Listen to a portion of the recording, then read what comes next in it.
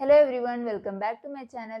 ഇന്ന് നമ്മൾ RRB NTPC എക്സാമിന്റെ ഷിഫ്റ്റ് അനാലിസിസ് വീഡിയോ ആണ് കേട്ടോ ചെയ്യാൻ പോകുന്നത്. 18th മാർച്ചിന്റെ ഫസ്റ്റ് ഷിഫ്റ്റ് അനാലിസിസ് വീഡിയോ ആണ് ഇത്. ഞാനിതിൽ ക്വസ്റ്റ്യനും ആൻസറും അതുപോലെ റിലേറ്റഡ് ഫാക്ട്സും കൊടുക്കുന്നുണ്ട്. അതുകൊണ്ട് തന്നെ നിങ്ങളുടെ അപ്കമിങ് RRB എക്സാംസിന് ആക്ച്വലി ഏതൊരു RRB എക്സാമിന് പ്രിപ്പയർ ചെയ്യുന്ന ആൾക്കും ഈ വീഡിയോസ് ഹെൽപ്ഫുൾ ആയിരിക്കും കേട്ടോ. എൻ്റെ വീഡിയോസ് യൂസ്ഫുൾ ആയിട്ട് തോന്നുകയാണെങ്കിൽ ചാനൽ സപ്പോർട്ട് ചെയ്യണം കേട്ടോ. നമുക്ക് എന്തായാലും ക്വസ്റ്റ്യൻസിലേക്ക് പോവാം. So the first question is, according to the Global Forest Resources Assessment (FRA) Global Forest Resources Assessment പ്രകാരം what is India's rank in the world in terms of total forest area? Total forest area, okay, ഇത് ശ്രദ്ധിക്കണം കേട്ടോ. Total forest ഏരിയയുടെ ടേംസിൽ ഇന്ത്യയുടെ rank globally എത്രയെന്നാണ് ചോദിച്ചിരിക്കുന്നത്. It's 9th position. Okay, ഇന്ത്യയുടെ rank globally total forest ഏരിയയുടെ കണക്ക് പ്രകാരം 9th ആണ് കേട്ടോ. അതേസമയം നമുക്ക് കഴിഞ്ഞ എക്സാമിന് ചോദിച്ച ക്വസ്റ്റ്യൻ എന്തായിരുന്നു? Increase in the forest area അല്ലെങ്കിൽ ഫോറസ്റ്റ് ഏരിയ ഗെയിൻ. ഓരോ വർഷത്തിലും ഫോറസ്റ്റ് ഏരിയ എത്ര ഗെയിൻ അല്ലെങ്കിൽ ഇൻക്രീസ് ഉണ്ടാക്കുന്നു എന്നതിന്റെ കണക്കിൽ ഇന്ത്യയുടെ റാങ്ക് എത്രാമതായിരുന്നു? ഇറ്റ് വാസ് 3rd അല്ലേ? ഇതായിരുന്നു കഴിഞ്ഞ ദിവസത്തെ ക്വസ്റ്റ്യൻ ഉണ്ടായിരുന്നത്. 3rd പൊസിഷൻ ആയിരുന്നു ഗെയിനിൽ അല്ലെങ്കിൽ ഇൻക്രീസ് ഇൻ ടോട്ടൽ ഫോറസ്റ്റ് ഏരിയയിൽ 3rd പൊസിഷനും ടോട്ടൽ ഫോറസ്റ്റ് ഏരിയയിൽ നോക്കുമ്പോൾ ഇന്ത്യയുടെ പൊസിഷൻ 9th പൊസിഷനുമാണ് കേട്ടോ. അതുപോലെ ഏറ്റവും ലാർജസ്റ്റ് ഏതാണ്? ടോട്ടൽ ഫോറസ്റ്റ് ഏരിയ നോക്കുമ്പോൾ ഏറ്റവും ലാർജസ്റ്റ് അല്ലെങ്കിൽ ഫസ്റ്റ് റാങ്ക് വരുന്നത് റഷ്യയാണ് കേട്ടോ. ഏറ്റവും കൂടുതൽ ഫോറസ്റ്റ് കവർ ഉള്ളത് അപ്പോൾ എവിടെയാണ്? ഇറ്റ്സ് ഇൻ റഷ്യയിലാണ്. ഓക്കെ, സോ നോക്കിയേ, ആൻഡ് FRA പബ്ലിഷ് ചെയ്യുന്നത് ഫുഡ് ആൻഡ് അഗ്രികൾച്ചറൽ ഓർഗനൈസേഷൻ ആണ് കേട്ടോ.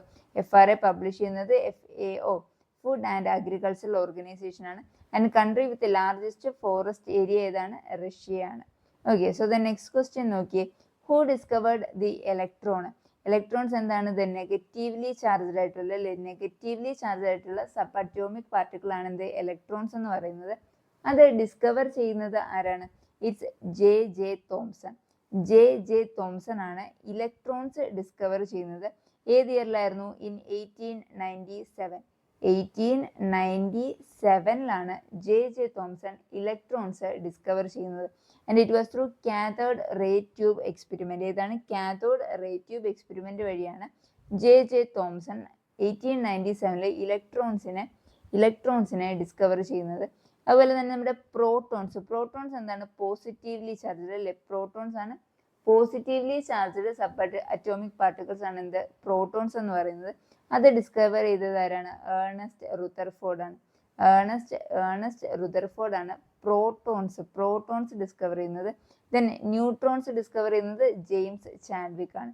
ഓക്കെ, അപ്പൊ ന്യൂട്രോൺസ് വരുന്നത് ആരാണ്? ജെയിംസ് ചാഡ്വിക് ആണ്. അത് ഏത് ഇയറിലായിരുന്നു? ഇൻ 1932. ഓക്കെ, അപ്പോൾ ഇലക്ട്രോൺസ് വരുന്നത് 1897ലാണ്. എന്നാൽ ന്യൂട്രോൺസിനെ ജെയിംസ് ചാഡ്വിക് ഡിസ്കവർ ചെയ്യുന്നത് in 1932ലാണ്. Okay, so the next question നോക്കിയേ, the VBGRAM Act of 2025 has replaced which former scheme?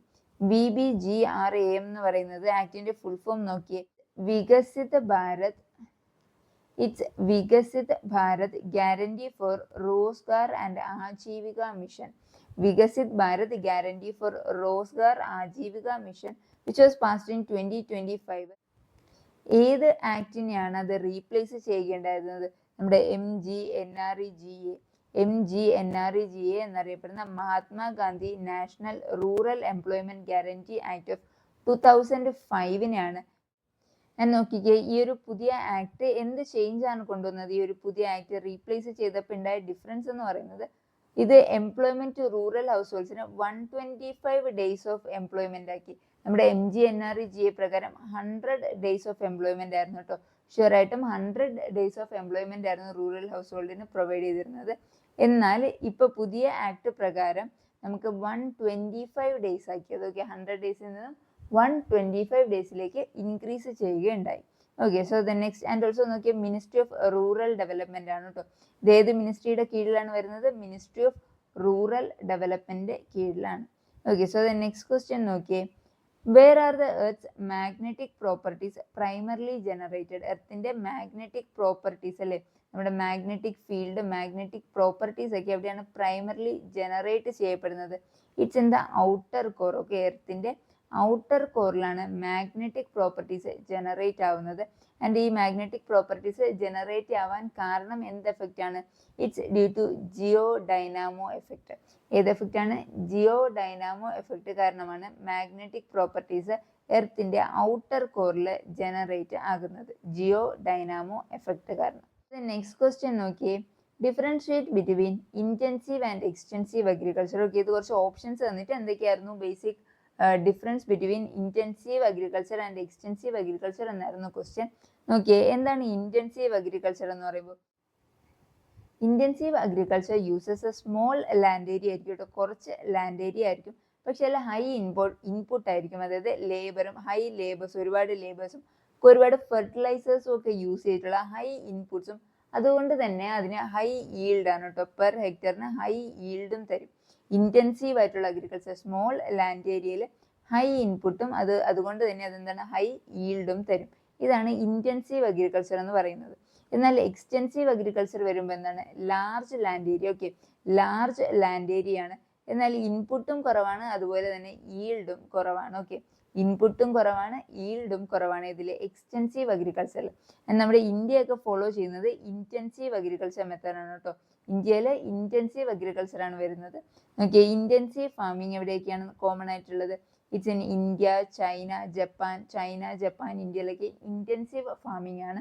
അതേസമയം extensive farming USA, Canada, Australia പോലുള്ള കൺട്രീസിൽ, USA, കാനഡ, ഓസ്ട്രേലിയ പോലുള്ള കൺട്രീസിൽ എക്സ്റ്റെൻസീവ് ഫാമിംഗ് മെത്തേഡാണ് practice ചെയ്യുന്നത്. Okay, so the next question നോക്കിയേ, which ASEAN or Asian countries called the gateway to India or the entry gate to India എന്നറിയപ്പെടുന്ന ASEAN country ഏതെന്നാണ് ചോദ്യം. It's Myanmar കേട്ടോ. നമുക്ക് ASEAN എന്താണ്? Association of south east Asian Nations അല്ലേ, south east Asian നേഷൻസിന്റെ ഒരു association ആണ് എന്ത്, ASEAN എന്ന് പറയുന്നത്. അപ്പൊ നമ്മുടെ ഇന്ത്യയെ ഈ സൗത്ത് ഈസ്റ്റ് ഏഷ്യൻ കൺട്രീസുമായിട്ട് കണക്ട് ചെയ്യുന്ന കൺട്രിയാണ് മ്യാൻമർ എന്ന് പറയുന്നത്. ഓക്കെ, സൗത്ത് ഈസ്റ്റ് ഏഷ്യൻ കൺട്രീസുമായിട്ട് ഇന്ത്യയെ കണക്ട് ചെയ്യുന്ന കൺട്രിയാണ് ഇത് മ്യാൻമർ എന്ന് പറയുന്നത്. അതുകൊണ്ടാണ് മ്യാൻമറിനെ നമ്മൾ എൻട്രി ഗേറ്റ് അല്ലെങ്കിൽ ഗേറ്റ് വേ ടു ഇന്ത്യ എന്നറിയപ്പെടുന്നത്. അതുകൊണ്ടാണ് നമുക്ക് ASEAN റിലേറ്റ് ചെയ്ത് നോക്കുമ്പോൾ എന്താണ്, അതിന്റെ ഹെഡ് ക്വാർട്ടേഴ്സ് എവിടെ വരുന്നത്? ASEAN head quarters is in Jakarta എവിടെയാണ്? ഇന്തോനേഷ്യ അല്ലെ. ഇന്തോനേഷ്യയിലെ ജക്കാർത്തയിലാണ് ASEAN ഹെഡ് ക്വാർട്ടേഴ്സ് വരുന്നത്. അതുപോലെ തന്നെ അത് ഫോം ചെയ്ത ഇയർ വാസ് 1967. ഏതിലാണ്? 1967ലാണ് ASEAN ഫോം ചെയ്യുന്നത്. ഇപ്പോൾ കറന്റ് ASEANൽ 11 മെമ്പേഴ്സ് ഉണ്ട് കേട്ടോ. And India is A member country. Okay, India ഇതിൻ്റെ ഒരു മെമ്പർ കൺട്രിയാണ്. കറന്റ് 11 മെമ്പർ കൺട്രീസ് ആണ് ഏഷ്യന് വരുന്നത്. അതിൽ 2025 ജോയിൻ ചെയ്ത കൺട്രി ഏതാണ് എന്ന് ചോദിക്കാറുണ്ട് കേട്ടോ. ഏത് കൺട്രിയാണ്? It's Timor Leste. ഏത് കൺട്രിയാണ്? ടിമോർ ലെസ്റ്റെ കൺട്രിയാണ് 2025 ASEANൽ ജോയിൻ ചെയ്യുന്നത്. Okay, so the next question നോക്കിയേ, ഹു എസ്റ്റാബ്ലിഷ് ദ ബഹിഷ്കൃത ഹിതകരണി സഭ? ബഹിഷ്കൃത ഹിതകരണി സഭ എസ്റ്റാബ്ലിഷ് ചെയ്തത് BR അംബേദ്കർ ആണ് കേട്ടോ. ഡോക്ടർ BR അംബേദ്കർ ആണ് ബഹിഷ്കൃത ഹിതകരണി സഭ എസ്റ്റാബ്ലിഷ് ചെയ്യുന്നത്. അതിന്റെ മെയിൻ എയിം എന്ന് പറയുന്നത് അപ്ലിഫ്റ്റ്മെന്റ് ഓഫ് ദളിറ്റ്സ് അല്ലെങ്കിൽ ഡിപ്രസ്ഡ് ക്ലാസ് ആൾക്കാരുടെ അപ്ലിഫ്റ്റ്മെന്റിന് വേണ്ടിയിട്ടാണ് ഡോക്ടർ BR അംബേദ്കർ ബഹിഷ്കൃത ഹിതകരണി സഭ എസ്റ്റാബ്ലിഷ് ചെയ്യുന്നത്. In which year? ഇൻ 1924. ഏത് ഇയറിലാണ്? 1924ലാണിത് എസ്റ്റാബ്ലിഷ് ചെയ്യുകയുണ്ടായത്. അതുപോലെ തന്നെ നമുക്ക് അറിയാം ഡോക്ടർ BR അംബേദ്കർ ഫൗണ്ട് ചെയ്തൊരു പാർട്ടിയാണ് ഏത്? ഇൻഡിപെൻഡന്റ് ലേബർ പാർട്ടി എന്ന് പറയുന്നത് അല്ലേ. ഇൻഡിപെൻഡന്റ് ലേബർ പാർട്ടി ആരുടെയാണ്? ഡോക്ടർ BR അംബേദ്കർ ഫൗണ്ട് ചെയ്തതാണ്. ILP. ഓക്കെ, ILP എന്ന് പറയുന്നത്. And it was found in 1936. ഏതിലാണ്? 1936ലാണ് doctor BR Ambedkar ILP party found ചെയ്യുന്നത്. Okay, so the next question നോക്കിയേ, who wrote the famous book poverty and un-British rule in India? ഇതെല്ലാം നമുക്ക് കഴിഞ്ഞ വീഡിയോസിൽ ഉണ്ടല്ലോ. മിക്ക ക്വസ്റ്റ്യൻസും റിപ്പീറ്റഡ് ആയിട്ട് വരുന്നുണ്ട്. അപ്പം ഒരുപാട് നമുക്ക് ഇങ്ങനെ റിപ്പീറ്റഡ് ക്വസ്റ്റ്യൻസും റിലേറ്റഡ് ഫാക്ട്സിന് ബേസ് ചെയ്തിട്ടുള്ള ക്വസ്റ്റ്യൻസും വരുന്നുണ്ട് കേട്ടോ. ഓക്കെ, അപ്പം poverty and un-British rule in India ആരുടെ ബുക്കാണ്? It's written by Dadabhai Naoroji ആണ്. ദാദാബായ് നവറോജിയുടെ ഫേമസ് ഡ്രെയിൻ തിയറി അല്ലേ, ഫേമസ് ഡ്രെയിൻ തിയറി ഇൻക്ലൂഡ് ചെയ്തിട്ടുള്ളത് ഏതിലാണ്? The poverty and un-British rule in India എന്ന പുസ്തകത്തിലാണ് ഡ്രെയിൻ തിയറി ഇൻട്രൊഡ്യൂസ് ചെയ്യുന്നത്. And this book was published in 1901. Dadabhai നവറോജിയുടെ poverty and un-British rule in India എന്ന ബുക്ക് പബ്ലിഷ് ചെയ്ത year ആണിത്, 1901. ഓക്കെ. ആൻഡ് നമുക്ക് ദാദാബായ് നവറോജിയായിട്ട് റിലേറ്റ് ചെയ്ത് നോക്കുമ്പോൾ ഈസ്റ്റ് ഇന്ത്യ അസോസിയേഷൻ ഫൗണ്ട് ചെയ്യുന്നത് ആരാണ്? East India association. Okay, east India association found ചെയ്തത് ദാദാബായ് നവറോജിയാണ്. ഏത് ഇയറിലായിരുന്നു? 1866 ലണ്ടനിൽ. ഓക്കെ, ലണ്ടനിൽ വെച്ചാണ് 1866 ലണ്ടനിൽ വെച്ചാണ് Dadabhai Naoroji East India association found ചെയ്യുന്നത്. ആൻഡ് ഓൾസോ ദാദാബായ് നവറോജിയാണ് the first Indian to become a British MP. അതായത് നമ്മൾ കഴിഞ്ഞ ക്ലാസ് ഡിസ്കസ് ചെയ്തല്ലേ, ബ്രിട്ടീഷ് പാർലമെന്റിലെ ഒരു മെമ്പറായ ഫസ്റ്റ് ഇന്ത്യൻ ആരാണ്? It's Dadabhai Naoroji. Okay, so the next question നോക്കിയേ. വിച്ച് കോൺസ്റ്റിറ്റ്യൂഷണൽ അമെൻമെന്റ് came in to effect in 1993? ഇതും ഒരുപാട് ചോദിക്കുന്നതല്ലേ. 1993 ഏത് കോൺസ്റ്റിറ്റ്യൂഷണൽ അമെൻമെന്റുകളായിരുന്നു? 73rd ആൻഡ് 74th കോൺസ്റ്റിറ്റ്യൂഷണൽ അമെൻമെന്റുകളാണ് ഏത് 1993 കെയിം ഇൻ ടു ഫോഴ്സ് ആയത്. ആക്ച്വലി ഈ രണ്ട് അമെൻമെന്റിന്റെയും ആക്ട് വരുന്നത് 1992 ആണ് കേട്ടോ. ഈ ആക്ട്, അതായത് ഈ ഒരു അമെൻമെന്റ് ആക്ട് 1992 വരുന്നത്, പക്ഷെ അത് ഇനാക്ട് ആവുന്നത് ഏത് ഇയറിലാണ്? 1993. ഓക്കെ. ആൻഡ് 73rd കോൺസ്റ്റിറ്റ്യൂഷണൽ അമെൻമെന്റിൽ എന്താണ്? പഞ്ചായത്തി രാജ് അല്ലേ, റൂറൽ ലോക്കൽ ബോഡീസ് ആയിട്ടുള്ള പഞ്ചായത്തി രാജ് ഇൻസ്റ്റിറ്റ്യൂഷൻസ് പോലെ റൂറൽ ലോക്കൽ ബോഡീസ് ആണ് 73rd അമെൻമെന്റ് ആക്ട് വഴി വരുന്നത്. അതുപോലെ 74th വരുമ്പോൾ എന്താണ്? അർബൻ ലോക്കൽ ബോഡീസ് ആയി. 74th അമെൻമെന്റ് ആക്ടിൽ അർബൻ ലോക്കൽ ബോഡീസും 73rd അമെൻമെന്റ് ആക്ടിൽ റൂറൽ ലോക്കൽ ബോഡീസ് ആണ് കേട്ടോ വരുന്നത്. അതിൽ മുനിസിപ്പാലിറ്റീസ് ഒക്കെ വരുന്നത് അപ്പോൾ 74th അമെൻമെന്റിലാണ്. ആൻഡ് ഓൾസോ 73rd അമെൻമെന്റ് ഏതിലാണ്? പാർട്ട് 9 ഓഫ് ദി കോൺസ്റ്റിറ്റ്യൂഷനിലാണ്. റൂറൽ ലോക്കൽ ബോഡീസും പഞ്ചായത്ത് രാജ് ഇൻസ്റ്റിറ്റ്യൂഷൻസ് ഒക്കെ പാർട്ട് 9 ഓഫ് ദ കോൺസ്റ്റിറ്റ്യൂഷനിലും മുനിസിപ്പാലിറ്റീസ് ഒക്കെ പാർട്ട് 9A ഓഫ് ദി കോൺസ്റ്റിറ്റ്യൂഷനിലുമാണ് വരുന്നത്. Okay, so the next question നോക്കിയേ. Which is the lowest population density state in India? Population density ഒക്കെ ആയിട്ട് റിലേറ്റ് ചെയ്തിട്ട് ക്വസ്റ്റ്യൻസ് വരുന്നുണ്ട് അല്ലേ. അപ്പൊ ഇതിലെന്താണ് ചോദിച്ചേക്കുന്നത്? ലോവസ്റ്റ് പോപ്പുലേഷൻ ഡെൻസിറ്റി സ്റ്റേറ്റ് ആണ്. പോപ്പുലേഷൻ ഡെൻസിറ്റി വരുമ്പോൾ അത് അരുണാചൽ പ്രദേശ് ആണ്. ഏത് സ്റ്റേറ്റിലാണ് ഏറ്റവും ലോവസ്റ്റ് പോപ്പുലേഷൻ ഡെൻസിറ്റി വരുന്നത്? അരുണാചൽ പ്രദേശിലാണ്. എന്നാൽ ലോവസ്റ്റ് പോപ്പുലേഷൻ വരുന്നത് എവിടെയാണ്? സിക്കിം അല്ലേ. സിക്കിമിലാണ് ലോവസ്റ്റ് പോപ്പുലേഷൻ വരുന്നത്, പക്ഷെ ലോവസ്റ്റ് പോപ്പുലേഷൻ ഡെൻസിറ്റി വരുന്നത് അരുണാചൽ പ്രദേശിലാണ്. ആൻഡ് അവിടുത്തെ ഡെൻസിറ്റി എത്രയാണെന്ന് നോക്കിയാൽ it's about 17 persons per square kilometer. Population density എന്ന് പറയുന്നത് എന്താണ്? ഒരു പെർ സ്ക്വയർ കിലോമീറ്ററിൽ എത്ര ആൾക്കാർ എന്നത് നോക്കുന്നതാണ് പോപ്പുലേഷൻ ഡെൻസിറ്റി എന്ന് പറയുന്നത്. അപ്പോൾ എവിടെ? അരുണാചൽ പ്രദേശിൽ എത്രയാണ്? 17 persons. വെറും 17 persons ആണ് പെർ സ്ക്വയർ കിലോമീറ്ററിൽ വെറും 17 ആൾക്കാരാണ് വരുന്നത്.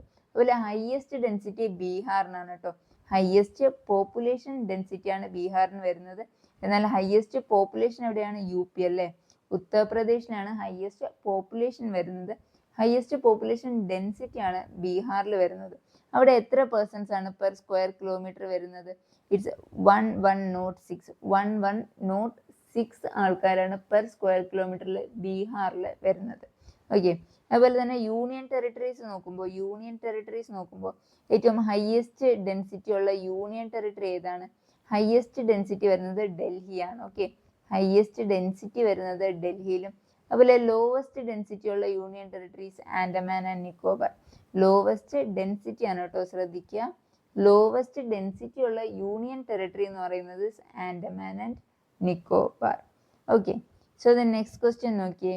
Which type of soil is most suitable for cotton cultivation? Cotton cultivation, black cotton soil അല്ലെ. കോട്ടൺ കൾട്ടിവേഷന് ഏറ്റവും suitable black cotton സോയിലാണ്.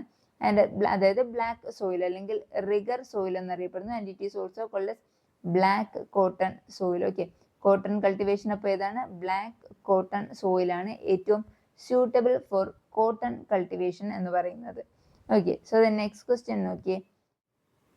In which year was India's first e Lok Adalat established. Okay, e Lok Adalat നമ്മുടെ covid 19 പാൻഡമിക്കിന്റെ ടൈമിലാണ് നമ്മൾ ഇ ലോക് അദാലത്ത് എസ്റ്റാബ്ലിഷ് ചെയ്യുന്നത്. Exactly ഏത് year എന്ന് ചോദിച്ചാൽ ഇറ്റ്സ് ഇൻ 2020. ഏത് ഇയറിലായിരുന്നു? 2020യിലാണ് ഇ ലോക്, അതായത് ഡിജിറ്റൽ വഴിയുള്ള അദാലത്തും കാര്യങ്ങളുമാണ് കേട്ടോ ഇ ലോക് അദാലത്ത് എന്ന് പറയുന്നത്. അത് 2020യിലാണ് നമ്മൾ എസ്റ്റാബ്ലിഷ് ചെയ്യുന്നത്. ആൻഡ് ഓൾസോ ഫസ്റ്റ് ആയിട്ട് ഈ ഒരു ഇ ലോക് അദാലത്ത് നടന്നത് എവിടെ വെച്ചാണ്? ഫസ്റ്റ് ഇ ലോക് അദാലത്ത് നടക്കുന്നത് ഛത്തീസ്ഗഡിലാണ്. എവിടെ വെച്ചാണ്? ഏത് സ്റ്റേറ്റിലാണ്? Chhattisgarh. Okay, ഛത്തീസ്ഗഡിലാണ് first E Lok അദാലത്ത് നടക്കുന്നത്. Okay, so the next question നോക്കിയേ. About which language did Amar Khusro say, "This is a language which only the Brahmins know"? This is a language which only the Brahmins know എന്ന് പറഞ്ഞത് ഏത് ലാംഗ്വേജിനെ പറ്റിയാണ്? ആരാണ് പറയുന്നത്? അമർ ഖുസ്രു ആണ്. അമർ ഖുസ്രു ഇങ്ങനെ പറഞ്ഞത് ഏത് ലാംഗ്വേജിനെ പറ്റിയാണ്? ഏത് ലാംഗ്വേജിനെയാണ്? സാൻസ്ക്രിറ്റിനെ പറ്റിയാണ് കേട്ടോ. സാൻസ്ക്രിറ്റിനെ പറ്റിയാണ് Amir Khusrau this is a language which only the Brahmins know എന്ന് പറഞ്ഞത് സാൻസ്ക്രിറ്റിനെ പറ്റിയാണ് കേട്ടോ. And this Amir Khusrau is known as the parrot of India. Parrot of India എന്നറിയപ്പെടുന്ന ആരാണ്? പാരറ്റ് ഓഫ് ഇന്ത്യ എന്നറിയപ്പെടുന്നത് അമർ ഖുസ്രു ആണ്. ആൻഡ് അമർ ഖുസ്രുവിന് പാരറ്റ് ഓഫ് ഇന്ത്യ എന്നൊരു ടൈറ്റിൽ കൊടുത്തത് അലാവുദ്ദീൻ ഖിൽജി ആണ് കേട്ടോ. അലാവുദ്ദീൻ ഖിൽജിയാണ് പാരറ്റ് ഓഫ് ഇന്ത്യ എന്ന ടൈറ്റിൽ അമർ ഖുസ്രുവിന് നൽകുന്നത്. Okay, so the next question നോക്കിയേ. When did പ്രധാനമന്ത്രി Kisan Samman Nidhi PM Kisan scheme came into effect? Okay, അപ്പോൾ PM കിസാൻ സ്കീം വരുന്നത് 2019ലാണ് കേട്ടോ. PM കിസാൻ സ്കീം വരുന്നത് 24th February of 2019ലാണ് PM Kisan scheme came into force ആവുന്നത്. And also as per PM Kisan scheme എന്താണ് provide ചെയ്യുന്നത്? 6,000 rupees per year 3 instalment ആയിട്ട് ഫാമേഴ്സിന് 6,000, അതായത് 2,000 വെച്ചിട്ട് 3 ഇൻസ്റ്റാൾമെന്റ്സ് ആയിട്ട് ഫാമേഴ്സിന് 6,000 rupees ഒരു വർഷത്തിൽ പ്രൊവൈഡ് ചെയ്യുന്നതാണ് ഇത് PM കിസാൻ സ്കീമിലൂടെ. ആൻഡ് ഓൾസോ അത് ഏത് മിനിസ്ട്രിയാണ്? Ministry of agriculture and farmers welfare വഴിയാണ് PM കിസാൻ സ്കീം 2019ലാണ് അത് came into force ആവുന്നത്. Okay, so the next question നോക്കിയേ. Which battle establish the supremacy of British rule in India? ഇന്ത്യയിലെ ബ്രിട്ടീഷ് റൂൾ ആദ്യമേ വരുന്നത് ഏത് ബാറ്റിലൂടെയാണ്? It was through the battle of Plassey. 1757ലെ ബാറ്റിൽ ഓഫ് പ്ലാസയിലൂടെയാണ് ബ്രിട്ടീഷ് റൂൾ അല്ലെങ്കിൽ സുപ്രീമസി ഓഫ് ബ്രിട്ടീഷ് റൂൾ ഇന്ത്യയിൽ ഉണ്ടാവുന്നത്. ബാറ്റിൽ ഓഫ് പ്ലാസ ഓഫ് 1757 വഴിയാണ്. ആൻഡ് ഓൾസോ ഇതിൻ്റെ ഒരു റിലേറ്റഡ് ഫാക്ടർ നോക്കി. നമ്മുടെ ബാറ്റിൽ ഓഫ് ബുക്സാറില്ലേ, 1764 നടന്ന ബാറ്റിൽ ഓഫ് ബുക്സാറിലൂടെയാണ് ആക്ച്വലി ബ്രിട്ടീഷ് പൊളിറ്റിക്കലി ഇന്ത്യയിൽ പവർഫുൾ ആവുന്നത്. ഇന്ത്യയിൽ പവർഫുൾ ആവുന്നത് ഏത് ബാറ്റിൽ എന്ന് ചോദിച്ചു കഴിഞ്ഞാൽ it's through battle of Buxar of 1764. എന്നാൽ ബ്രിട്ടീഷ് റൂളിന്റെ സുപ്രീമസി എസ്റ്റാബ്ലിഷ് ചെയ്യുന്നത് ഏത് ബാറ്റിൽ എന്ന് വെച്ച് കഴിഞ്ഞാൽ ബാറ്റിൽ ഓഫ് പ്ലാസ ഓഫ് 1757 ആണ് കേട്ടോ. നമുക്കിതിൽ കൂടുതലും നമുക്ക് ബാറ്റിൽ ഓഫ് പ്ലാസ തന്നെയാണ് നമുക്ക് ആൻസർ ആയിട്ട് വരുന്നത്. എന്നാൽ പൊളിറ്റിക്കലി പവർഫുൾ ആക്കിയത് ഏതെന്ന് ചോദിച്ചാൽ മാത്രമാണ് battle of Buxar of 1764 answer ആയിട്ട് വരുന്നത്. Okay, so the next question നോക്കിയേ. What was the official theme of world environment day of 2025? 2025 world environment ഡേയുടെ ഒഫീഷ്യൽ തീമാണ് ചോദിച്ചേക്കുന്നത്. നമുക്കറിയാം എന്താണ്? June 5th ആണല്ലേ വേൾഡ് എൻവയോൺമെന്റ് ഡേ എന്ന് പറയുന്നത്. എന്താണ്? June 5th ആണ്. ആൻഡ് അതിൻ്റെ തീം എന്താണ്? Land restoration, desertification and drought